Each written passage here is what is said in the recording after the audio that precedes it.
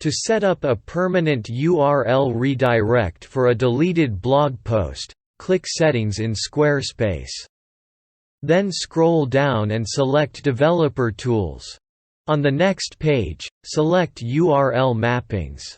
First paste the old URL which you have deleted. This is the main blog page, and this is its post article page.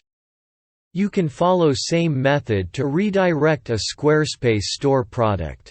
In fact, the deleted blog post was the part of this blog page. Then I created this new blog page titled as Filmora and shifted content from the old blog page to the new one. So, now add a space. Then paste the dash arrow. Check the description to copy this arrow from our website. Add another space after it. Now paste the new URL which will replace the deleted link. Add a space and then type 301. For temporary redirect, you can also type here 302. Now remove the domain text from both URLs. Please note that if you are redirecting to another website, then do not remove the domain of second URL. Let me explain it again in clear graphics.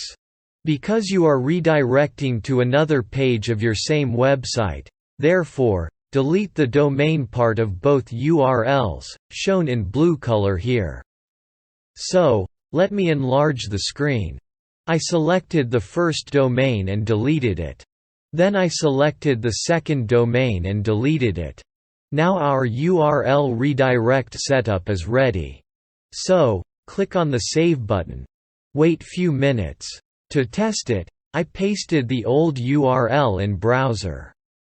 You can see that browser automatically replaced it with the new URL. I hope you liked this video. Subscribe the channel if it is valuable.